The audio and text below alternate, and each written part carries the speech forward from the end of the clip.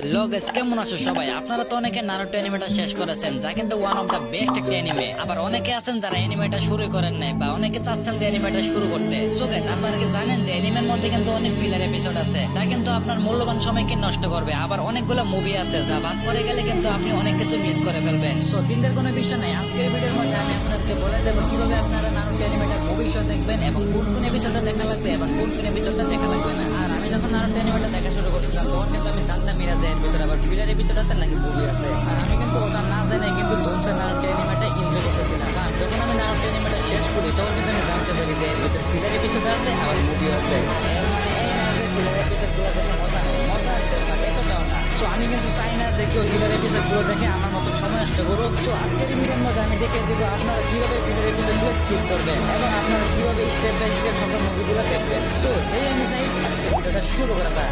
আর এই ভিডিওর মধ্যে আমি এমন একটা লিস্ট বানিয়েছি যা কিন্তু প্রত্যেকটা নারুটো ফ্যানদের কাজে লাগবে। মানে আজকের এই ভিডিওর মধ্যে আমি দেখাবো কিভাবে আপনারা নারুটো অ্যানিমের সকল মুভি স্টেপ বাই স্টেপ দেখবেন। আর আমি যদি নারুটো অ্যানিমের বেসিক নিয়ে কথা বলি, তার মধ্যে কিন্তু 720টা এপিসোড আছে, তার মধ্যে মুভি রয়েছে 10টা। আর এই 720টা এপিসোডের মধ্যে কিন্তু প্রায় 30 থেকে 40% কিন্তু ফিলার এপিসোড। আর নারুটো অ্যানিমে কিন্তু দুই ভাগে বিভক্ত, যেমন একটা হচ্ছে নারুটো এন্ড আরেকটা হচ্ছে নারুটো শিপুডেন। যদি নারুটোর কথা বলি, তার মধ্যে আপনারা এপিসোড পেয়ে যাবেন 220টা। আর উপরে স্ক্রিনে কিন্তু আপনারা যতগুলো এপিসোডের নাম্বার দেখতে পাচ্ছেন, এইগুলো কিন্তু সকল ফিলার এপিসোড। মানে ফিলার এপিসোড বলতে যেটা বোঝায় সেটা হলো আপনারা এই এপিসোড গুলা দেখলেও চলবে আবার না দেখলেও চলবে। সো এখন আমি বলবো আপনারা কোন কোন এপিসোড পর মুভিগুলো দেখবেন। সো নারুটোর ফার্স্ট মুভি আছে কিন্তু 101 নম্বর এপিসোডের পর, আর সেই মুভিটার নাম হচ্ছে Ninja class in the land of snow. এরপর 105 নম্বর এপিসোডের পর কিন্তু আরেকটা মুভি আছে যার নাম হচ্ছে দ্য লেজেন্ড অফ বিহেল।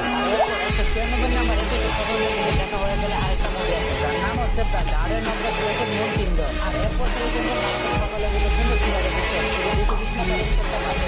আমি কিন্তু অনেকে দেখেছি নারুটো না দেখে কিন্তু লাভ দেন নারুটোর মধ্যে চলে যায়। আর এটা কিন্তু সম্পূর্ণ ভুল পদ্ধতি, কারণ এর ফলে কিন্তু আপনারা কোনো ক্যারেক্টারকে চিনবেন না এবং তাদের ব্যাক হিস্ট্রি সম্পর্কে কিন্তু জানতে পারবেন না। আর আমার মতামতে কিন্তু প্রথমে নারুটো দেখা হয়ে গেলে কিন্তু তারপর নারুটো শিপুডেন দেখলে ভালো হবে, আশা করি বুঝতে পারছে।